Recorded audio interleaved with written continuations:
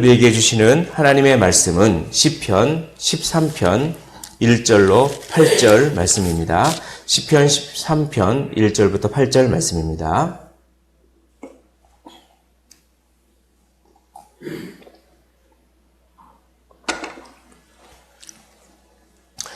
제가 봉독을 해드리고 마지막 절은 함께 읽도록 하겠습니다. 여호와여, 어느 때까지이니까 나를 영원히 잊으시나이까? 주의 얼굴을 나에게서 어느 때까지 숨기겠나이까? 나의 영혼이 번민하고 종일토록 마음에 근심하기를 어느 때까지 하오며 내 원수가 나를 치며 자랑하기를 어느 때까지 하리이까? 여호와 내 하나님이여, 나를 생각하사 응답하시고 나의 눈을 밝히소서. 두렵건대 내가 사망의 잠을 잘까 하오며 두렵건대 나의 원수가 이르기를 내가 그를 이겼다 할까 하오며 내가 흔들릴 때에 나의 대적들이 기뻐할까 하나이다. 나는 오직 주의 사랑을 의지하여 싸우니 나의 마음은 주의 구원을 기뻐하리이다. 우리 6절 함께 읽도록 하겠습니다. 시작. 내가 여호와를 찬송하리니 이는 주께서 내게 은덕을 베푸심이로다. 아멘. 오늘 이 말씀은, 이 시는 너무 어려운 시입니다. 이 시는 어떤 내용이 어렵다기보다는 이 시인의 이 마음과 우리 삶 속에서 이런 시처럼 살아가기에 너무 어렵습니다.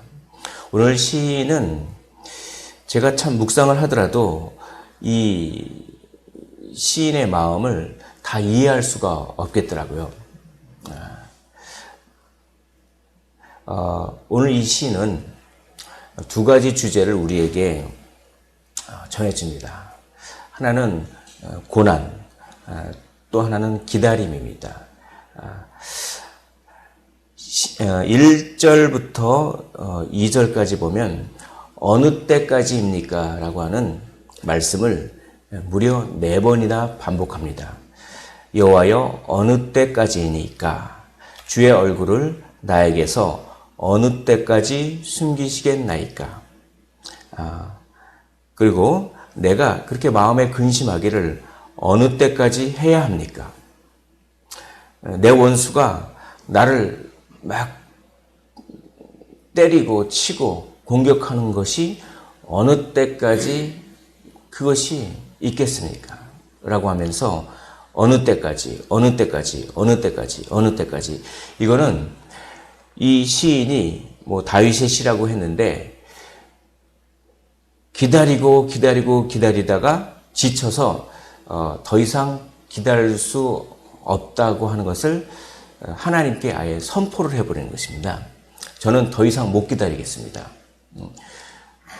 그런데 이런 불평을 일종의 이걸 하나님의 뜻으로 하나님께서 인정을 해주셔서 그것을 성경에 포함시키도록 하나님께서 허락을 해주셨다는 게 참 놀랍습니다. 이게 이 불평이 얼마나 큰 고통 가운데, 큰 고난 가운데 이렇게 4번이나 어느 때까지입니까? 어느 때까지입니까? 라고 하면서 했을까? 이 마음을 도저히 이해를 할 수가 없었습니다. 다만 이제 다윗이 여러 위기가 있었지 않습니까? 어느 위기 때 이런 시를 지었는지는 모르겠습니다. 그런데 아무튼 이 다윗의 삶을 쭉 보면 다윗이 사무엘상에 보면 기름을 부음을 받자마자 하나님의 영이 이렇게 충만한 걸 이렇게 볼 수가 있습니다. 그러니까 하나님과 친밀한 교제를 했다는 것입니다. 기름을 딱 붓고, 그리고 다윗은 목동 생활할 때부터 벌써 하나님과 이게 친밀한 그 교제를 나눴던 것 같아요. 아무튼 근데 이 기름 부음을 받자마자 성령이 충만하게 임해서 그래서 하나님과 친밀한 관계를 계속 유지를 하고 있었는데 이제 보면 일이 잘 될 것 같은데 기름 부음을 받고 골리앗을 무찌르고 승승장구할 것 같은데 오히려 그것 때문에 10년이 넘게 아마 계속 쫓겨다니고 그때 이 시를 졌을지 모르겠습니다.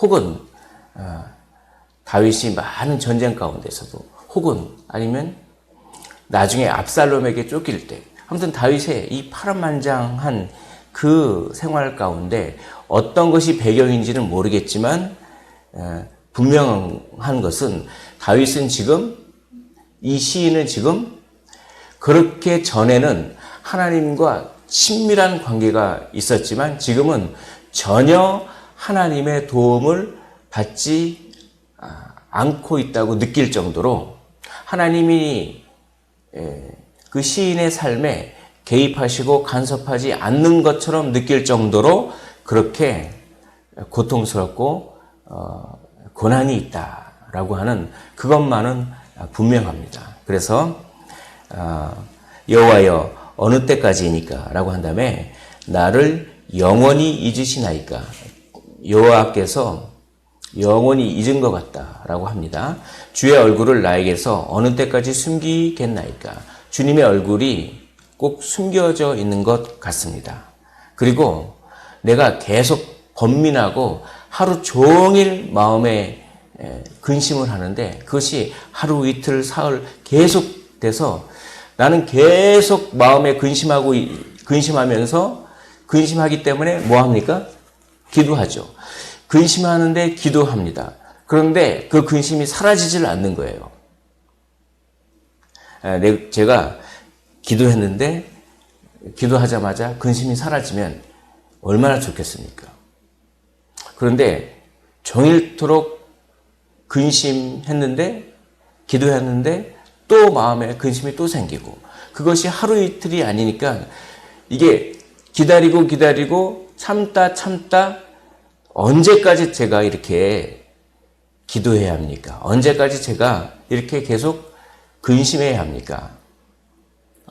그리고 나를 치는 원수가 사라져야 되는데 계속 기도했는데도 불구하고 원수는 사라지진커녕 계속 나를 공격하고 있습니다.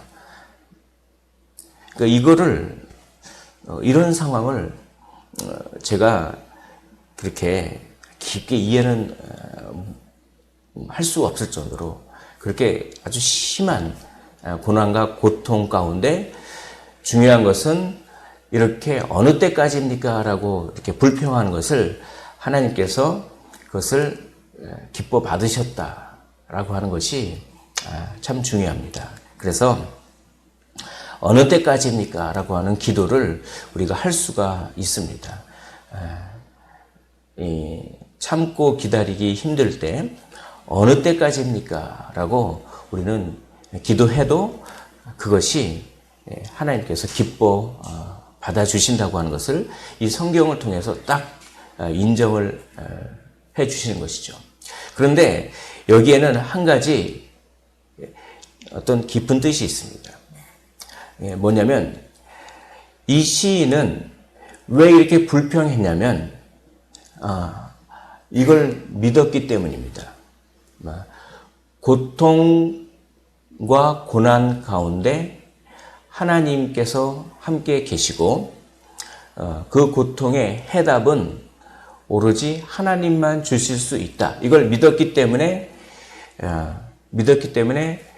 어느 때까지입니까? 라고 하나님께 불평할 수가 있어요. 그러니까 어느 때까지 이렇게 불평하는 것은 해답을 당신이 갖고 있지 않습니까? 라고 하는 믿음의 고백입니다.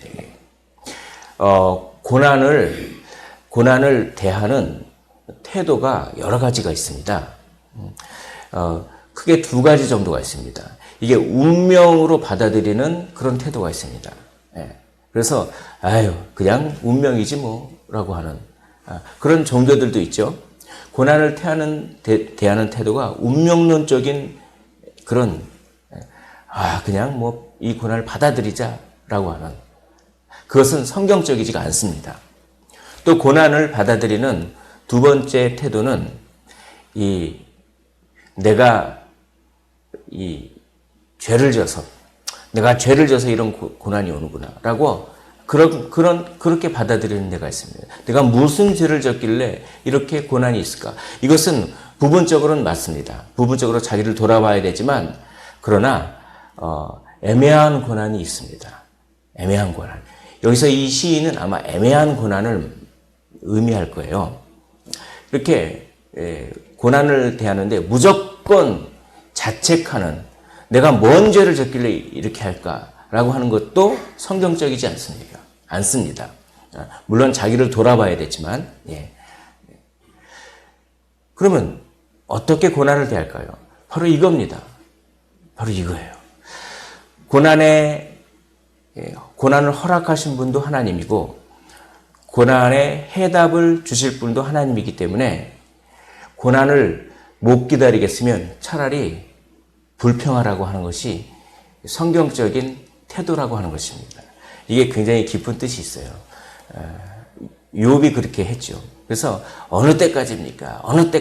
라고 하는 것을 하나님께서 받아주시는데 거기에는 고난의 허락도 고난의 해답도 하나님께 있음을 믿는 믿음의 행위로 어느 때까지입니까? 라고 하는 것을 참다 힘들면 이렇게 하라는 것이죠. 이렇게까지 고난을 당해보지는 않았습니다. 그러나 이거를 잘 기억하라고 오늘 본문이 이야기합니다. 그런 다음에 이제 요청을 합니다. 그렇게 계속 불평한 다음에 요청을 하는데, 자, 어떻게 요청하냐면 3절에 여호와 내 하나님이여 나를 생각하사 응답하시고 나의 눈을 밝히소서. 두렵건대 내가 사망의 잠을 잘까 하오며 두렵건대 나의 원수가 이르기를 내가 그를 이겼다 할까 하오며 내가 흔들릴 때에 나의 대적들이 기뻐할까 하나이다 라고 하면서 나를 생각해 주십시오 라고 기도하는 것입니다. 그리고 나의 눈을 밝히옵소서. 나를 생각해 주십시오. 나의 눈을 밝히시옵소서. 내가 사망의 잠을 잘까 합니다. 내가 지금 죽을 것 같습니다. 이런 뜻이죠. 자, 나를 생각해 주십시오. 나의 눈을 밝히소서. 눈을 밝힌다는 얘기는 이게 어떤 삶의 어떤 생명력을 다시 회복시켜 달라고, 삶의 활력을 다시 되찾아 달라고 라고 하는 그런 기도입니다. 자, 불평을 합니다. 어느 때까지입니까? 한 다음에 당신이 해답을 갖고 있지 않습니까? 그러니 나를 생각해 주십시오. 나의 눈을 밝혀 주십시오. 저는 두렵습니다. 이렇게 요청을 하는 거예요. 요청을 하는 것입니다. 그렇게 요청을 했더니 확신이 생기는 것이죠. 자, 5절 우리 한번 한 목소리로 읽어보도록 하겠습니다. 시작. 나는 오직 주의 사랑을 의지하여 싸우니 나의 마음은 주의 구원을 기뻐하리이다 라고 합니다. 사실 이 5절이 저한테는 너무 어려웠습니다. 이렇게 기도한 다음에 바로 확신이 생깁니까? 확신이 바로 안 생길 것 같은데 그냥 기도한 다음에 바로 나는 오직 주의 사랑을 의지하여 싸우니 나의 마음은 주의 구원을 기뻐하리라. 이게 어떻게 기도하자마자 바로 이렇게 확신이 생길까? 이게 쉬운 구절이 아닙니다, 사실. 이거를 어떤 목사님이 이렇게 이제 해설하는 것 같더라고요. 이 믿음에는 의지적인 요소가 있다고 합니다. 의지적인 요소가. 그래서 존 뉴턴이라고 하는 찬송가 가사가를 많이 쓰신 분이 있어요. 그 찬송가 중에 우리나라 여기에는 이 찬송가에는 그게 없는 것 같은데 어떤 찬송가 중에 이런 가사가 있다고 합니다. 이게 뭐냐면 반드시 그리고 의지적으로 믿으리. 그러니까 다시 말씀드리겠습니다. 반드시 믿으리. 안 믿겨져요. 근데 반드시 믿으리. 안 믿겨져요. 근데 의지적으로 믿으리. 반드시. 그리고 의지적으로 믿으리. 이런 찬송가 가사가 있습니다. 이 4절과 5절 사이에는 저는 그렇게 생각이 들었어요.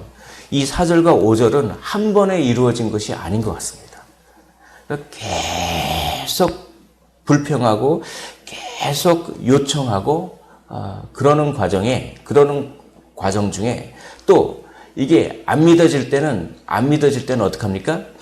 나의 이 감정은 불안정해서 안 믿어지면은 의지적으로도 나는 믿겠습니다.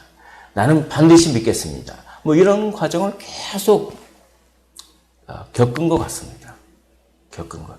이게 기다리는 것 같아요. 삶의 목적이 다릅니다. 이것을 제가 말씀드리고 싶은 게 우리를 향한 하나님의 목적과 우리가 우리의 삶에 대한 목적이 다를 수가 있어요. 우리가 우리에 대한 목적은 뭔가 우리가 눈에 보이는 형태로 뭔가 이루어지는 것. 내가 기도를 했더니 뭐가 이루어지고, 내가 기도를 했더니 뭐가 병이 낫고, 내가 기도를 했더니 뭔가 눈에 보이듯 그 기도대로 이루어지는 것. 이게 목표일 수가 있는데, 물론 하나님은 그런 응답을 들어주시죠. 그렇지만 하나님의 목표는 기다리는 것 그 자체입니다. 하나님의 목표는 우리가 기도하면서 기다리는 것 그 자체가 목표예요. 왜냐하면 하나님의 우리를 향한 목적은 우리의 성품이 예수 그리스도를 닮아가는 것이 목적이기 때문입니다. 예수 그리스도는 오래 참으시고, 예수 그리스도는 기다리시고, 예수 그리스도는 사랑이시기 때문입니다.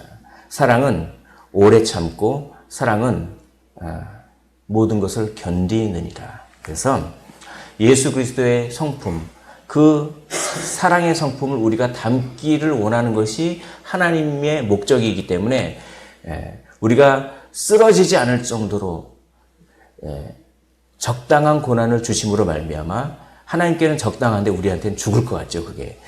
그렇지만 하나님께는 그 적당한 고난인 것입니다. 감당치 못할 시험을 허락하지 않았다고 분명히 말씀했기 때문에 우리는 감당치 못할 것처럼 느껴지지만 하나님의 눈에는 감당치 못할 시험이 아닌 적당한 어떤 강도의 고난을 주셔서, 그리고 기도 응답을 이렇게 바로 안 해주시고 하나님께서 정해놓으신 적당한 때까지 기도 응답을 안 해주시는 그런 것을 통해서 하나님의 목표를 이루십니다. 무엇입니까? 우리를 기다리게 하시고, 그러므로 하나님을 더 의지하게 하시고, 더 어느 때까지입니까? 더 기도하게 하시고, 그리고 기도 응답이 안 되면 내가 의지적으로 내가 믿겠습니다. 더 이렇게 하게 하시고, 그래서 어떡합니까? 하나님을 더 의지하고 더 사랑하게 하는 그 자체가 하나님의 목적입니다. 목적이에요. 그래서 5절은 바로 그런 의미가 있는 것 같습니다. 5절은 이게 학자들마다 해석하는 게 다 틀리지만 이런 의미가 있습니다. 이게 설령 확신이 안 생기고 응답이 안 됐지만 그래도 주님의 구원을 의지적으로 바라는 어떤 그런 상태가 아닐지 모르겠습니다. 그래서 5절에 보면 나는 오직 주의 사랑을 의지하였사오니 라고 과거 형태가 됩니다. 과거 형태가 돼요. 그런 다음에 나의 마음은 주의 구원을 기뻐하리이다. 이게 번역을 기뻐하리이다 라고 했는데 현재형을 씁니다. 그러니까 나는 지금 주의 구원을 기뻐합니다. 여기는 의지가 담겨 있어요. 나는 지금 주의 구원을 기뻐합니다. 자, 나는 주의 사랑을 의지했습니다. 과거죠, 과거. 지금 주의 구원을 기뻐합니다. 그런 다음에 6절에 보면 내가 여호와를 찬송하리니, 이건 뭐냐면 미래형입니다. 내가 여호와를 찬송할 것입니다. 그러니까 찬송을 맹세하는 거예요. 이건 뭐냐면 내가 지금 찬양할 만한 어떤 일이 없을지라도 찬양을 맹세하는 것입니다. 이것이 아주 위대한 것 같아요. 이것이. 그래서 내가 과거에 받은 하나님의 사랑과 하나님의 은혜를 먼저 기억하는 것입니다. 먼저 기억하고 그리고 의지적으로 나는 주의 구원을 지금 기뻐합니다. 그리고 나는 여호와를 찬송하겠습니다. 라고 하면서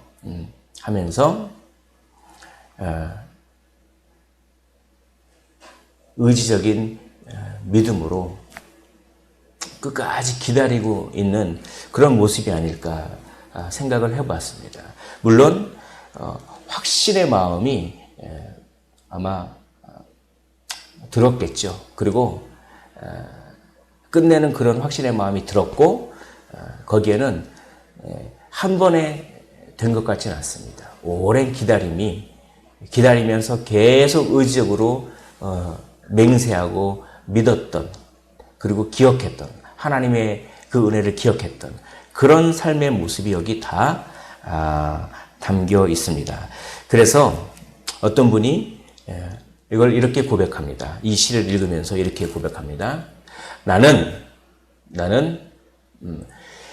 주님의 구원을 기뻐할 때까지 기도하겠습니다. 저는 바로 이 시가 그걸 얘기하는 것입니다.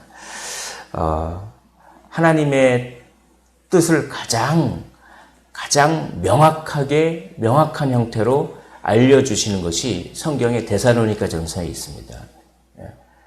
하나님의 뜻은 항상 기뻐하고 쉬지 말고 기도하며 범사에 감사하는 것입니다. 그것은 기다림과 관련이 있습니다. 우리가 항상 기뻐하지 않으면 기다릴 수가 없습니다. 쉬지 말고 기도하지 않으면 기다릴 수가 없는 거예요. 감사하지 않으면 기다릴 수가 없습니다. 우리는 이걸 이렇게 해석할 수가 있을 것 같습니다. 쉬지 말고 기도하라고 하는 것을 중심으로 해서 이것을 해석하면 이렇게 해석할 수도 있을 것 같습니다. 항상 기뻐할 때까지 쉬지 않고 기도하겠습니다. 범사에 감사할 때까지 쉬지 않고 기도하겠습니다. 그러면서 기다리겠습니다. 주님 다시 오실 때까지 기다리겠습니다. 그러니까 감사할 일이 있어서 감사할 경우도 있지만 감사가 나올 때까지 기도함으로 감사할 수도 있는 것이죠. 기뻐한 일이 생겨서 기뻐할 수도 있겠지만 기뻐할 마음이 생길 때까지 쉬지 않고 기도함으로 말미암아 기뻐할 수도 있는 것이 성경의 원리가 아닐까 생각을 해보았습니다. 오늘 말씀을 정리하도록 하겠습니다. 오늘 이 시는 굉장히 어렵지만 저는 이거를 이렇게 읽겠습니다. 언제까지입니까? 언제까지입니까? 라고 하면서 계속 주님께 자기의 솔직한 마음을 토로하고 계속 기다려서 구원을 기뻐할 때까지 찬송의 맹세가 나올 때까지 쉬지 않고 이렇게 기도로 싸우는 어떤 신실한 신자의 모습, 이것으로 오늘 이 시를 읽고 싶습니다. 바랄기는 정말 어느 때까지 기다려야 됩니까? 라는 그런 상황이 닥쳐오실 때 기다림 그 자체가 우리의 삶의 목적임을 기억하시고 의지적으로 기뻐할 때까지 계속 한번 기도를 시도해 보십시오. 그러면 정말 우리의 믿음과 신앙이 차원이 더 높아지며 더 깊어지는 그런 신앙의 세계를 만나게 되실 줄 믿습니다. 우리 기도하겠습니다. 하나님 아버지, 오늘